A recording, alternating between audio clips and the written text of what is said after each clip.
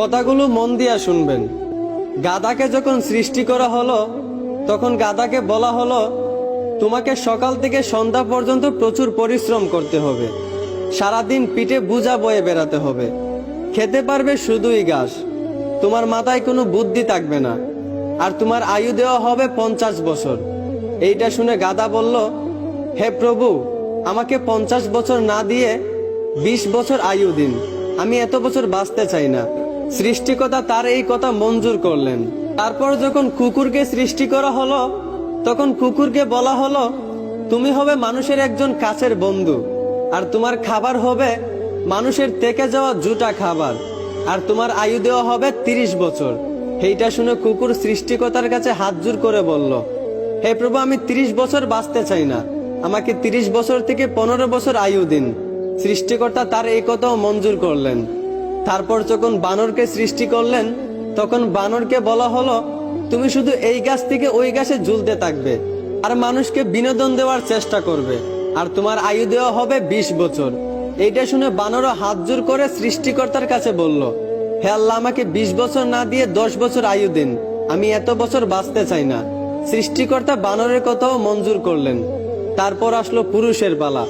পুরুষকে যখন সৃষ্টি করা হলো তখন পুরুষকে বলা হলো, তুমি হলে প্রাণীদের মধ্যে সবচেয়ে বিচক্ষণ এবং বুদ্ধিমান, এই জন্য তোমাকে প্রাণীদের শিরোমণি করা হলো, আর তোমার আয়ু দেওয়া হবে 20 বছর। এইটা শুনে পুরুষ সৃষ্টিকর্তার কাছে হাত জোর করে বলতে লাগলো, হে প্রভু, 20 বছর আয়ু একদম কম হয়ে যায়, আমি আরো বেশি দিন বাঁচতে চাই, আপনি বরংস গাধায় যে 30 বছর আয়ুটা ফিরিয়ে দিয়েছিল ওই আয়ুটা আমাকে দিয়ে দিন, আর কুকুর 30 বছরের মধ্যে যেই 15 বছর আয়ুটা ফিরিয়ে দিয়েছিল ওই আয়ুটাও আমাকে দিয়ে দিন, এবং বানর 20 বছর থেকে যেই 10 বছর আয়ুটা ফিরিয়ে দিয়েছিল ওই আয়ুটাও আমাকে দিয়ে দিন। সৃষ্টিকর্তা পুরুষের এই কথাগুলো মঞ্জুর করলেন। তারপর থেকেই ছেলেরা 20 বছর পর্যন্ত পুরুষ হয়ে বাঁচে, আর যেই 30 বছর গাধার থেকে চেয়ে আনা হয়েছিল সেই 30 বছর পরিবারের বোঝা পিঠে বয়ে বাঁচে, ঠিক একদম গাধার মতোই। বাকি 15 বছর সন্তানরা যা দেয় তা খেয়েই বাঁচতে হয়। যেমন একটা কুকুরকে মানুষ যা দেয় তা খেয়েই বাঁচে, ঠিক তেমনি একটা পুরুষও বাকি 15 বছর এইভাবেই কাটাতে হয়, ঠিক একটা কুকুরের মতোই। আর বাকি 10 বছর পুরুষদেরকে বানরের মতোই বাঁচতে হয়।